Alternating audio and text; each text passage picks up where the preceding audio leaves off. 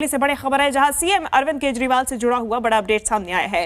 CBI ने CM Kejriwal को गिरफ्तार कर लिया है। सीबीआई ने केजरीवाल की 5 दिन की कस्टडी कोर्ट में मांगी है। केजरीवाल सवालों के जवाब नहीं दे रहे हैं, सीधे सीधे जवाब नहीं दे रहे हैं। सीबीआई की तरफ से कस्टडी के लिए ये दलील पेश की गई है। कोर्ट में सीबीआई के वकील ने कहा कि केजरीवाल ने सिसोदिया पर सारा दोष डाल दिया है। कोर्ट में सीबीआई के वकील की दलील है कि सीएम ने कहा है उनको कोई जानकारी नहीं थी। आज फिर सुनवाई में आतिशी और सौरभ भारद्वाज का भी नाम सामने आया है। वहीं सीएम अरविंद केजरीवाल ने कहा कि विजय नायर उनके अधीन नहीं काम कर रहा था।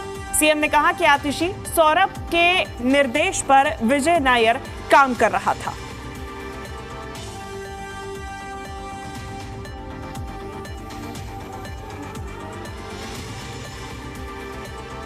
अरविंद केजरीवाल की गिरफ्तारी के बाद में अब कस्टडी की मांग रखी जा रही है। राउज एवेन्यू कोर्ट में सुबह से इस मामले में जिरह जारी है और ऐसे में सीबीआई की तरफ से वकील जो हैं उन्होंने दलील पेश करते हुए कहा कि मुख्यमंत्री अरविंद केजरीवाल सीधे सीधे जवाब सवालों के नहीं दे रहे हैं, गोलमोल जवाब दे रहे हैं। सारा उन्होंने दोष मनीष सिसोदिया और आतिशी और सौरभ भारद्वाज पर डाल दिया है।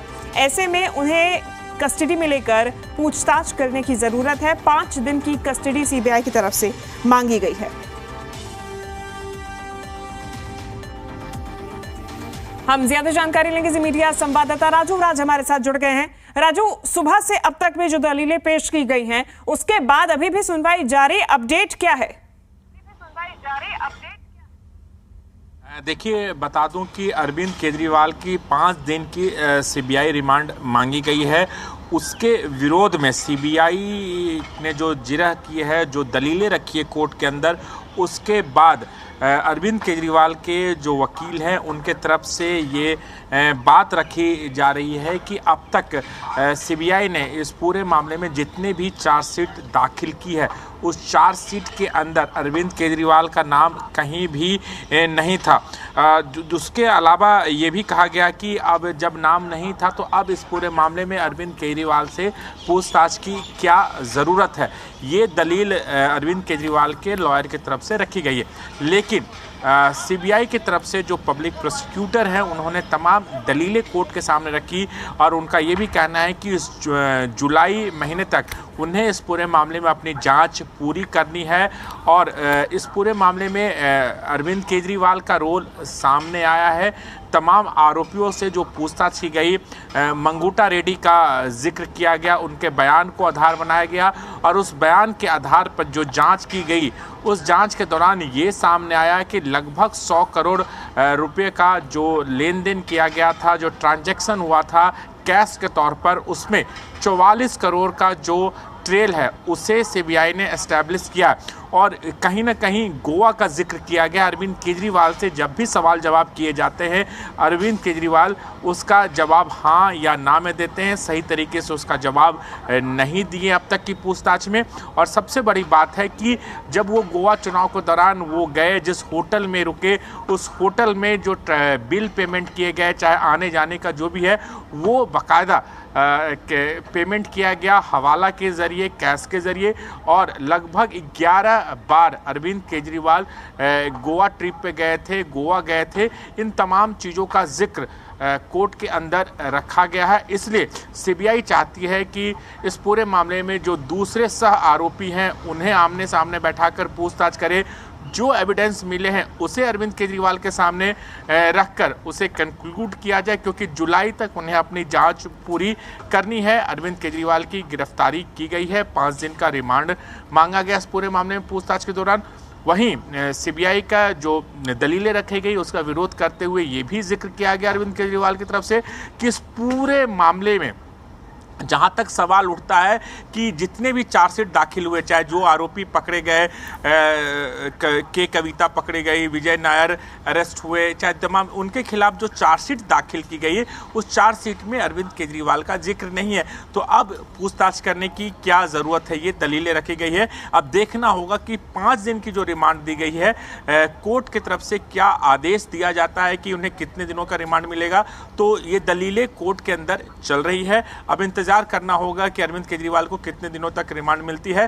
रिमांड मिलने के बाद सीबीआई अरविंद केजरीवाल को सीधे सीबीआई हेडक्वार्टर ले जाएगी और उसके बाद अरविंद केजरीवाल से पूछताछ की जा सकती है। निश्चित रूप से ऐसे में जब पूछताछ की बारी आई है, विजय नायर का जो नाम सामने आया, राजू, सौरभ का, आतिशी का नाम सामने आया है, साथ ही साथ मनीष सिसोदिया पे पूरा इल्जाम डालते हुए मुख्यमंत्री नजर आए हैं। तो ऐसे में किस रुख ये पूछताछ भी जारी है, इससे भी अंदाजा लगा सकते हैं कि मुख्यमंत्री अरविंद केजरीवाल हाथ झाड़ते हुए, पल्ला झाड़ते हुए पूरा नजर आ रहे हैं।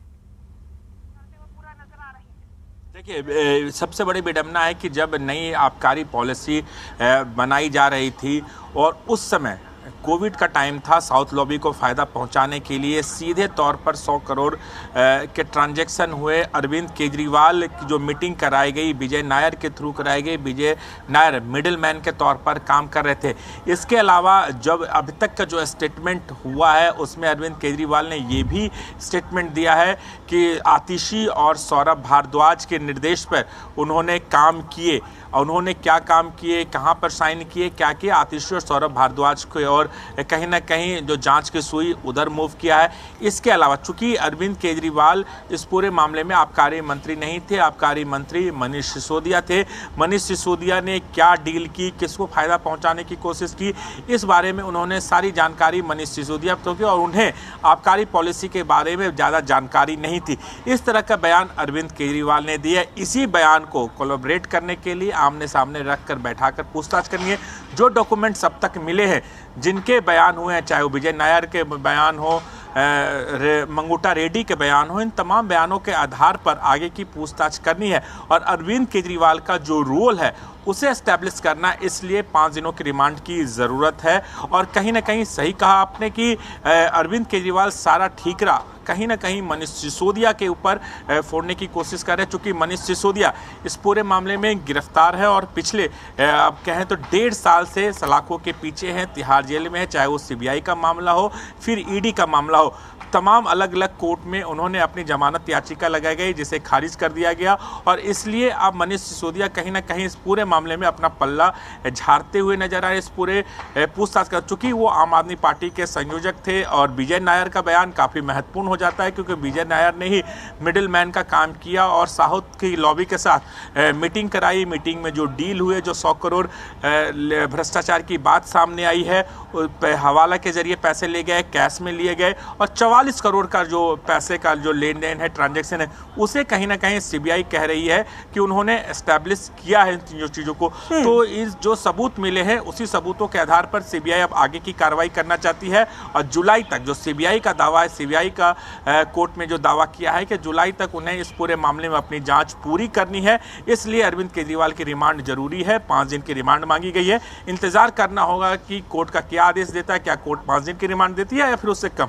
निश्चित रूप से। राजू, फिलहाल बहुत शुक्रिया आपका तमाम जानकारी हम तक पहुंचाने के लिए। तो मुख्यमंत्री अरविंद केजरीवाल की मुश्किलात फिलहाल बढ़ती हुई नजर आ रही हैं, चूंकि 5 दिन की कस्टडी मांगी गई है और साथ ही साथ सीबीआई के वकील ने यह भी कोर्ट में कहा है कि अरविंद केजरीवाल जांच में सहयोग नहीं कर रहे हैं और सीधा सीधा जवाब सवालों का नहीं दे रहे हैं। ऐसे में कस्टडी की जरूरत है और कस्टडी में लेकर पूछताछ की जरूरत है।